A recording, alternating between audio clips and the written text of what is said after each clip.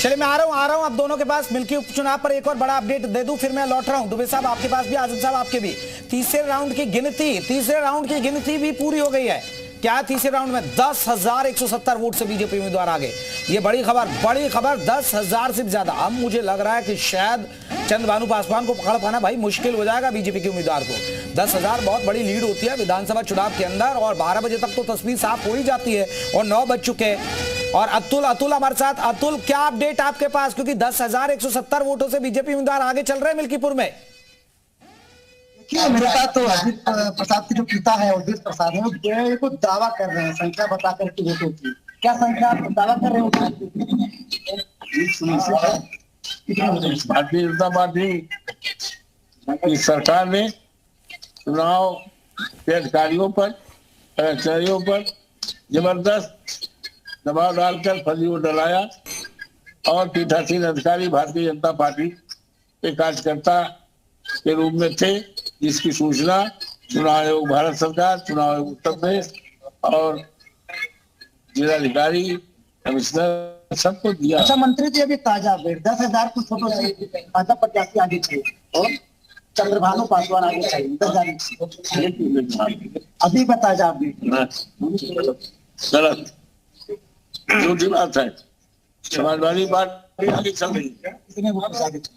Samajwadi party 35,612 vote से जीतेगी। जाओ, ये है अवधेश प्रसाद जी घोषणा कर रहे हैं कि 35,612 वोटों से जो है समाजवादी पार्टी जीतेगी।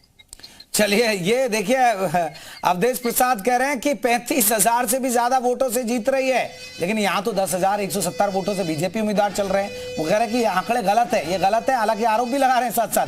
ये दुबे साहब 35,000 से भी ज्यादा वोटों की जीत की दावे कह रहे हैं। हालांकि देखिए अवधेश प्रसाद जी 2 बार रोए, लेकिन लग नहीं रहा। अभी जो रुझान आ रहे हैं उनमें तो नहीं लग रहा है। देखिए 2022 में के विधानसभा में अखिलेश यादव जी का एक बयान था ना, उन्होंने कहा 400 सीटें जीतेंगे और 3 ही छोड़ेंगे विपक्ष के लिए, यानी भाजपा और बाकी लोग मिलकर 3 सीटों में जीत रहे हैं, 400 हम जीतेंगे, ये उन्होंने ही कहा था।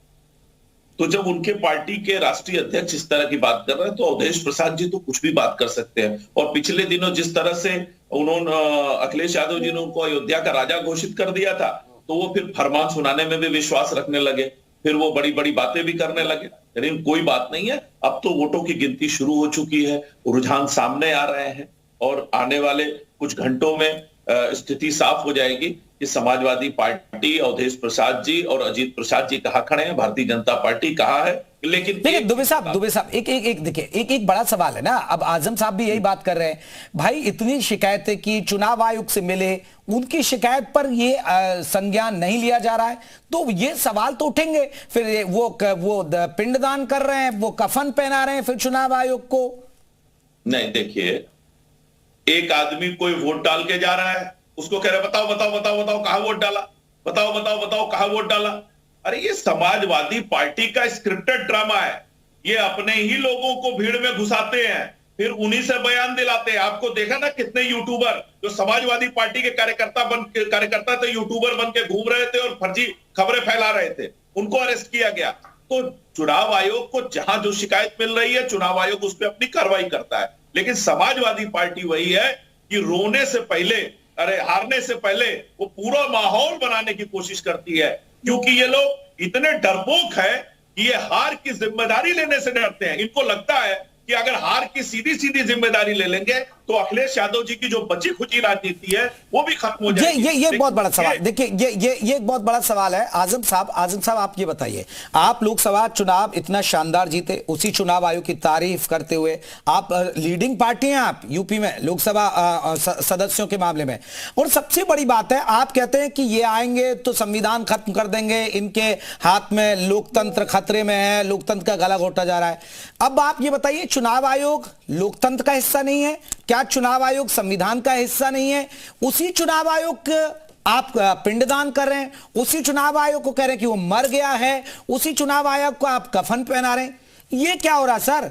आप ही तो, फिर तो इसका मतलब आप ही संविधान पर सवाल उठा रहे हैं और आप ही लोकतंत्र का गला घोट रहे हैं, जब आप चुनाव आयोग को ऐसे कर रहे हैं। तो राजीव जी, मैंने एक सिंपल सा उदाहरण दिया था कल जब आम आदमी पार्टी ने दिल्ली में आरोप लगाया कि भाजपा के लोग आम आदमी पार्टी के विधायक खरीदने की कोशिश कर रहे हैं, तुरंत एलजी आदेश दे देते हैं कि इसकी ईसीबी जांच होनी चाहिए।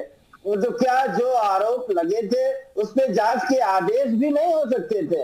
आदेश तो हो सकते थे ना, जांच होती, अच्छा अच्छाई बुराई जो भी। दुबे साहब तो कह रहे स्क्रिप्टेड है, ये स्क्रिप्टेड है। दुबे साहब कह रहे स्क्रिप्टेड था ये सब। निकलता कौन निकलता, ये जांच तो होनी चाहिए थी ना जिन आरोपों पे।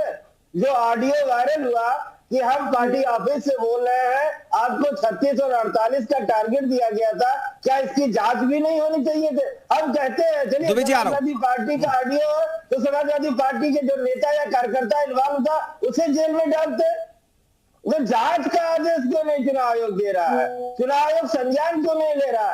चुनाव आयोग जिन एसएचओ की हम लोगों ने शिकायत करी या जिन अधिकारियों की शिकायत करी, क्यों किस डर से? ठीक है दुबे साहब दीजिए जवाब। दुबे साहब जल्दी से जवाब दीजिए इस बार। भाजपा ने किस डर से? ठीक है आजम साहब जवाब ले लेते हैं। उनको सिर्फ ठाकुर और ब्राह्मण अधिकारियों पे ही भरोसा है, जो आरएसएस के प्रतिबद्ध लोग हैं उन्हीं पे इनको भरोसा है, बाकी किसी भी इनको भरोसा नहीं है। देखिए आजम खान के एक बयान से बहुत स्पष्ट हो गया है कि इनको ठाकुर और ब्राह्मणों से कितनी नफरत है। ये मान रहे हैं कि आपको कितना चुनाव प्रक्रिया में है तो वो गड़बड़ी कर रहे हैं, वो भ्रष्टाचार कर रहे हैं, और इसी वजह से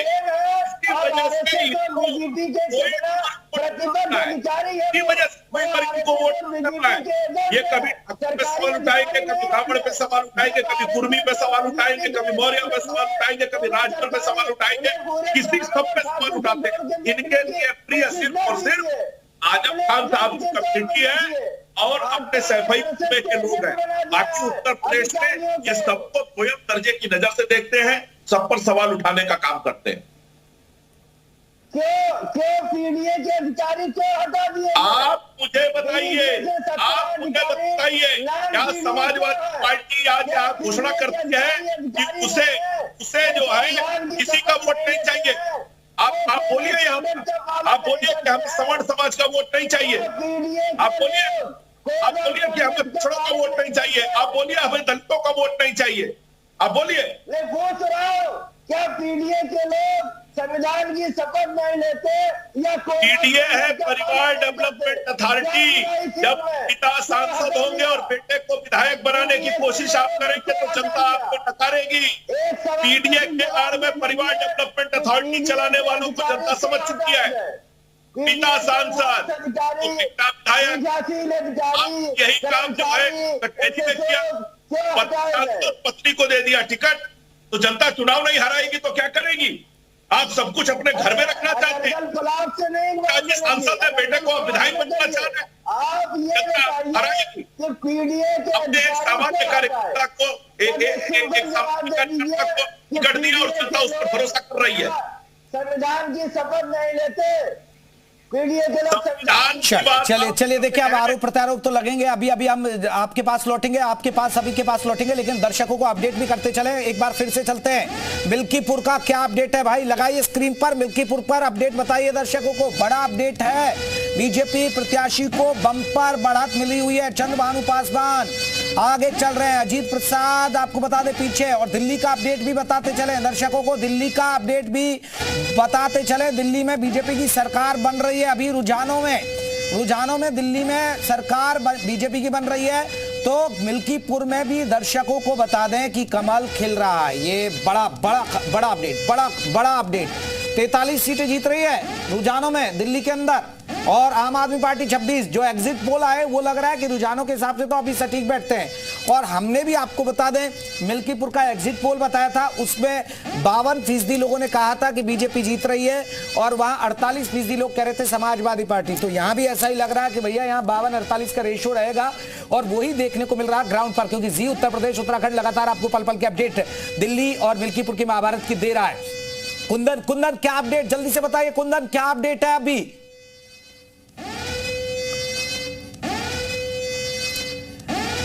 चलिए कुंदन के पास लौटेंगे, लेकिन परवेश पांडे हमारे साथ जुड़े हुए हैं। परवेश क्या अपडेट है आपके पास अभी? क्या अजीत प्रसाद बहुत ज्यादा पीछे हो गए?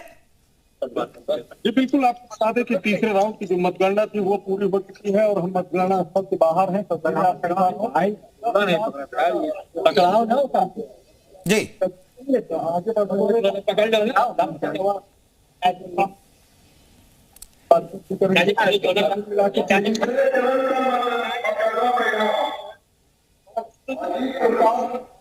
आगे ज्यादा मतों से जो है बीजेपी के प्रत्याशी चंद्रभानु पासवान आगे चल रहे हैं।